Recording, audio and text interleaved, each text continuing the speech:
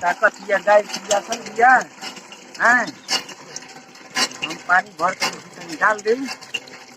तो मजे में क्या साला सवेरे सवेरे उठी छुट्टी ये रही गई बाटे अपन काम करो हैं। गाय के पानी डाला लहाना डालो है ना।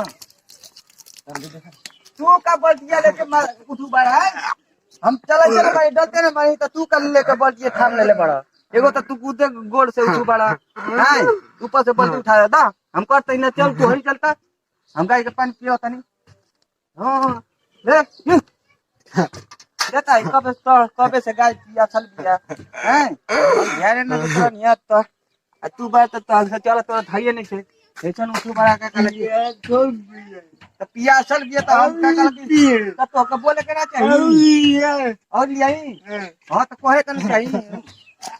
बात रात नहीं तब से पिया चल ये बताओ रुक रे लिया तो छोड़ा छोड़ा पर दिया अरे छोड़ रे अरे कैसा गाय है रुक लिया थे ना और जे भी गाय जनी गाय कबे से कितना पियासल भी 2 बाल्टी पी गलस हां हम का कितना बाल्टी पी है ना कितना बाल्टी पी हो भाई कहो कितना बाल्टी पी बताओ ना इतना गाय पियासल भी हो भाई गाय नाती में लेहनो कमे हो गई बा आउ बे तो तकते बा ये ने करम धर्म चली कुछ बुझाते नहीं हम आऊ तो बड़े पत्थर बाड़ी आ तू बड़ा तक कुछ बुझाते नहीं है गए आओ हट हट हो गए हट और के भी ये भाई के ना आऊ पैसा ना आदमी लौकता हो तुम पैसा ना आदमी आई लटवरिया पर हैं चल के देखे के पड़ी का चलो तो देखा जाओ जा तू देखा हम आवत नहीं पैसा बुला आदमी आई बटे तू जान हम गइया के पिया का होते ना तू जइबो का करी हमरो मन बिया गइल बा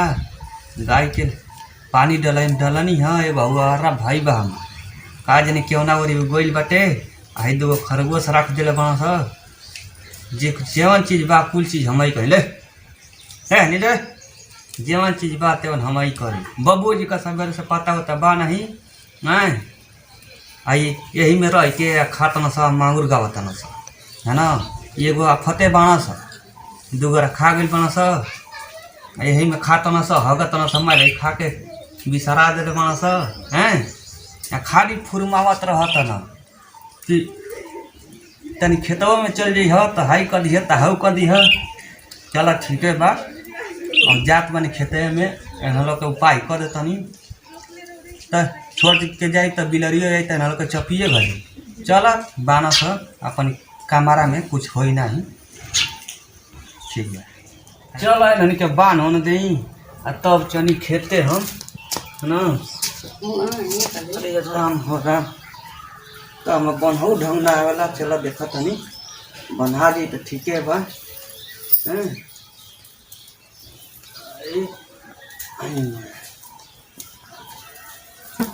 चलो इन लोग के तो बांध दिए नहीं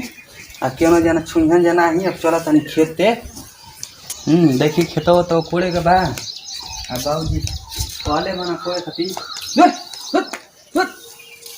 चलो तनी देखा तनी का कुल कोड़े ओड़े के बाटे है ना लगावल बेकार हो गईल अब तो घरवे किलो गवन से प्यार हो गईल जे मन चाहत रहलू हे सुना दिहनी हो जेवन चाहत रहलू हे सुना दिहनी हो ए जगहिया पदोसरा के बसाली हनी हो ए जगहिया पदोसरा के बसाली हनी हो। हेलो हाँ बाजी अरे गैया जनिया कि 5 बाल्टी पियासल लिए हो 5 बाल्टी पानी पियल सी हो गैया पियासल लिए 5 बाल्टी पानी पियल सी हो हाँ हाँ तो जात बानी खेतवा में जाते बानी हम कितना रुपया पैसा लगा के बताओ खेत पर यहाँ गेले रे मगर गजब हां तो का कहला कि अरे हम का कहला कि अब खेतवा में पहुंच गए हैं का कहला कि हम पहुंच पे रोडे पर अभी चलत हैं का कहला कहने के अरे बूढ़ी बगल के छोड़ दे ना अरे तो हम कहनी के बाबूजी से का कहला कि पूछ ली कि हाँ का कहला कि बोल ली तू कहाँ बाड़ा सब रही से अरे उ का जिन कहाँ गोइल हिय का कहला कि सुनत ना ये तू कहाँ बाड़ा ई बताओ। अरे हम आवल यहाँ पे खेतवा खोल कर दिया और ये लागे तो पकड़ लिए मत पूजा काट के तो छोड़े लगी। तू चुप रही से गाय बड़ा गाय बिया तो ओकरी में ले हनो ना रलिय ठीक बा का कहला कि हम खेत कोड़ा तनी ठीक ना। हाँ हाँ आई लल हाँ सब ढेर खने आदमी ठीक न कहता कि भैया कोटावा दे दिया जा बीटीसी का चुनाव खातिर। अच्छा ठीक बाटे हाँ ठीक बा बिया लिया कर हुए तो हम कहलिए भुला गए बार जाके ले ले पहले बार। हाँ ले ये कुल भिंडी ले लिया सरपुतिया ले लिया करैली ले लिया दुका दुका कुल बाटे। हाँ ठीक ठीक हाँ हाँ तनी तनी ले लिया ओमा। हाँ ठीक बटे बे उ काजी कहाँ गोइल बिया ओका पते नहीं कि हम गोइलन ये खोजे तो ओके काजी कहाँ गोइल बिया ठीक बा रख। ठीक बा तू रख हम खेत कोड़ा तनी। ठीक ठीक ठीक ठीक चला चनी खेते में कोड़ी देखी तो खेते में देखी है ना कुल है तो कोड़ा गइल बटे।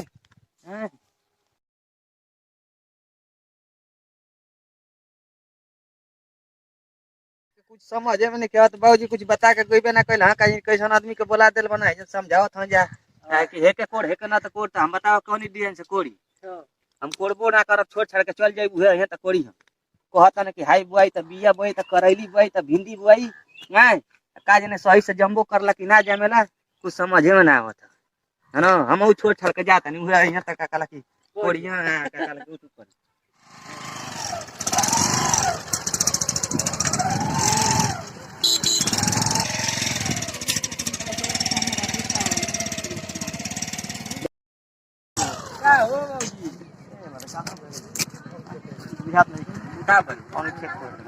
खेत कोड़े को हुआ तक कारण खेत कोड़ाली हो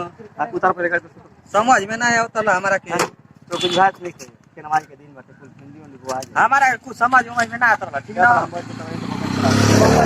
तू हम तो फोन करे का कहला कोड़ देबे का कहला कि तो कौन के तू तो सब्जी ला घूमे खाकी बा क्या बोला घूमे तनी घूमे ना जाई जाता नहीं बाजारी कहां या ठीक है या हम जाए कोनी ना बस हमके ना समझ में आइला ठीक बा बाबूजी तू हमके ना समझ में आइला हमके कुछ समझ में आइला नहीं। अच्छा हम उठे छोड़ के चलिए लिए पानी की बाबूजी यहां तो बताइए तो फिर से कोड़ा जाई। हां तो बोला नहीं का कहला कि समझ में ना आए हुए तो हम का कहला कि अब गोनिया घरे नहा धो के कपड़ा उपड़ा पहन के कहनी कि तनी जाई रसाना। अच्छा ई मतलब यही हम तो करब यही धर्म करम चल ये ना चलता हम तो माने बाजारिया ना आई हो तो अगर सवेरे से खोजे तई तार पते नहीं के बाजारी एल कौन जरूर लगे और तो हम सवेरे ही बकरी चराओ तनी आए हमके बता के तू कोई लला कि बकरी चराओ जता नहीं। अब हम कुल कहब तो के हम बताई के तो के कुछ जिम्मेदारी नहीं के कोनी का गांव के ले हां जाने खरगोश दू गो रखले बड़ा। अच्छा खेवा पेलोनी के वो नहीं के अब्बा ने कहली हां चाचा बाना उ देखत होई। अच्छा ठीक हम कहनी कि चट दे तल जातनी बाजारी गरम के लहरा पेंडल हां अब ना बेरा भाई बाम ना जाई त सवेरे रखिया के सवेरे रखिया के गांव। अच्छा दूध हां दही जमाल बनो जमाल बा। अच्छा ठीक है कहीं पहुंचाए के बका नहीं पहुंचाए के नहीं के मान ले कि साजी खाने तने दाल भात चावल दाल सब्जी दही दूध तो तनी दुपहर अधिक आदमी खाला। अच्छा आजकल जानते बड़ा कि हे कुल अनाज में तो बाटे आए खाली लोग खदिए ना खाता आए तोरा कुछ बुझात है नहीं। चल ठीक बाटे तो चल बस संगवा बजरिया हम जाते नहीं बाजारी जइबे करब बाजारी जाते तब हम जाते जा तू जा ऐसा मत सुना सकरा तन कर चल ठीक ठीक आ घर को खिया पिया करते ठीक ठीक ना आ तू ही वो घर के सवांग बड़ा तोहरे पर नाच में हमारे बेटा आ छोटका का तो पते नहीं के सबे से कहीं कहां कोई बटे वो खाली हमारे के तू तर बोलत रह छोट लड़का ना हो छोट लड़का है घर में एगो लुहेड़ा रहे के चाहिए। हां लुहेड़ा रहे के चाहिए एक दिन लुहेड़ा रहे जा तू जा जल्दी हम जाता नहीं जा जवन लड़का पातर हो गेले के हमरा कुछ बुझाते नहीं के साला चली हो देखे तो प्रयास को छोड़ देब ना तो हमार गरुओ ना खाई सब। अरे हो बकरी हो ना हटबू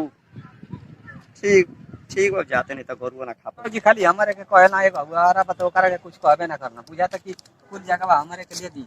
अबे हिसाब लागी कि ना तो दोनों आदमी का बराबर है लागी हम तनी मनी गाड़ी लेके निकल का गेली हां गाड़ी नंबर से बोला था अब का ये अब देखा आयो एगो खटारा गाड़ी दे देले बना है ही पर ताब ताब देखाओ ना जरी चालू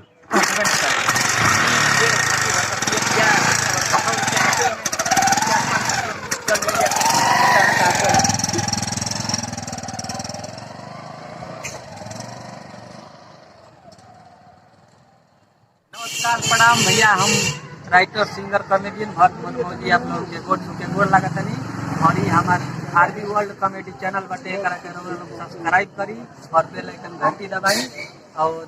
हमार वीडियो कैसन लागत बा आप लोग शेयर कमेंट करी और राय दें ये और हमारे बाबूजी हम चौमिन खाता नहीं और ये पिज्जा बर्गर खाता ना तो ये देख ली बोला भाई बोला अरे कुछ बोला बाबू हम शिवमुक्ता बाबा मनमोहन जी जो सब गोल शुरू बोला था नहीं हम इनके वीडियो ज़्यादा से ज़्यादा शेयर करिए लाइक कमेंट में जरूर कुछ बताएं जा